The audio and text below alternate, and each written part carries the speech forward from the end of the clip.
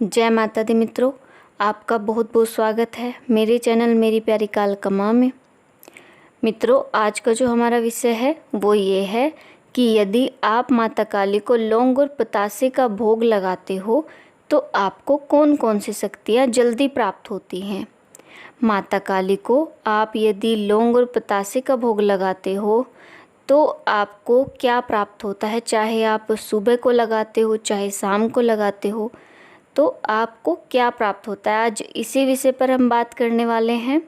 ये वीडियो काफ़ी फ़ायदेमंद उनके लिए होने वाली है जो लोग लौंग और पतासे का भोग माता काली को चढ़ाते हैं। देखिए मित्रों, आप जब जब माता काली को भोग चढ़ाते हो तो सबसे पहले आपको माता काली की शक्तियाँ नहीं प्राप्त होती, क्योंकि सबसे पहले माता काली आपको अपनी योगिनी शक्तियाँ प्राप्त करवाती हैं। जो माता की 64 योगिनियाँ हैं उनमें से एक माँ आपको दे देती हैं, जो आपकी रक्षा में सदैव तत्पर रहती है, आपकी परेशानियाँ दूर करती है और आपके सब कार्य करती है। तो वो योगिनी शक्ति आपकी सदैव मदद करती है और आपके साथ रहती है और आपके सारे कार्य सिद्ध करती है। तो सबसे पहले आपको माता काली की शक्तियाँ प्राप्त नहीं होती, योगिनी शक्तियाँ प्राप्त होती है। और मित्रों, जब आप कंटिन्यूस अपनी पूजा में लगे रहते हो, अपना पूजा पाठ छोड़ते नहीं हो, आपका पूरा मन अपनी पूजा में होता है, तो आपको योगिनी शक्ति के बाद माता काली की शक्तियाँ प्राप्त होती हैं। तो जब आप माता काली की शक्तियाँ प्राप्त कर लोगे तब शुरुआत होगी। मेरा कहने का मतलब है कि और देवी की शक्तियाँ भी आपको प्राप्त होंगी, जो माता काली की कृपा से ही आपको प्राप्त होगी। पहले तो आपको योगिनी शक्ति प्राप्त होगी, उसके बाद आपको माता काली की शक्तियाँ प्राप्त होंगी, और जब आप माता काली को लौंग और बतासे का भोग लगाते रहते हो तो तीसरे नंबर पर आपको माता दुर्गा की शक्तियाँ प्राप्त होती हैं, जो माता काली की कृपा से ही आपको प्राप्त होती हैं। माता दुर्गा से ही माता काली का प्राकट्य हुआ था। तो जब आप माता काली को लौंग और बतासे का भोग अर्पण करते रहते हो तो माता दुर्गा स्वतः ही आप पर प्रसन्न हो जाती हैं। और जो चौथी शक्ति आपको प्राप्त होती है वो होती है माता मसानी की, उनकी कृपा भी आपको प्राप्त होती है।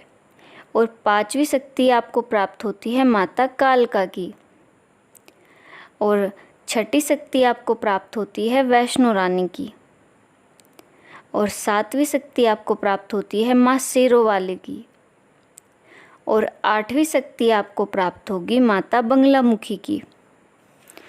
नौवीं जो आपको शक्ति प्राप्त होगी वो होगी माता ज्वाला की, और जो 10वीं शक्ति आपको प्राप्त होगी वो है माता चामुंडा की।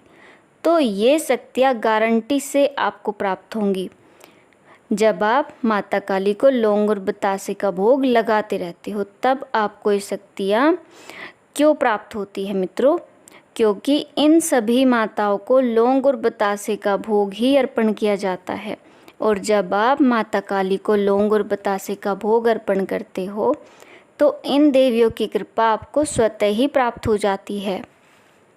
जब आप माता काली को लौंग और बतासे का भोग लगाते हो तो ये 10 शक्तियाँ आप पर अपनी कृपा करती हैं जो मैंने आपको बताई हैं, और इन सभी को लौंग और बतासे का भोग लगाया जाता है।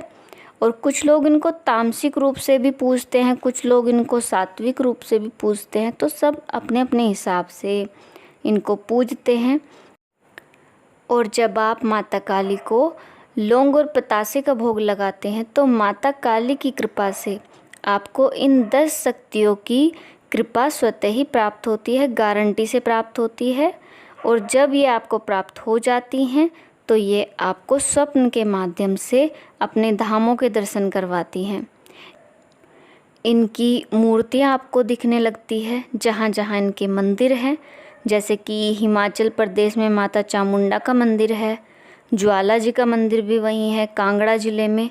तो ऐसे ऐसे उनके धामों के आपको दर्शन होने लगते हैं। तो मित्रों, आप यदि माता काली को लौंग और बतासे का भोग लगाते हो तो माता काली आप पर पूरी कृपा करती हैं और आपको वे शक्तियाँ प्राप्त होती हैं जिनके बारे में आप सोच भी नहीं सकते। और यदि आप अपनी पूजा में पाठ में लगे रहते हो तो एक दिन वो आता है जब आप पूर्णतः माँ के प्रिय होते हो और आप पर शक्तियों की कमी नहीं रहती। तो मित्रों, आपको ये जानकारी कैसी लगी? आशा करती हूँ आपको अच्छी ही लगी होगी। और अब मिलती हूँ आपसे एक नई जानकारी के साथ अपनी अगली वीडियो में। तब तक के लिए जय माता दी, हर हर महादेव।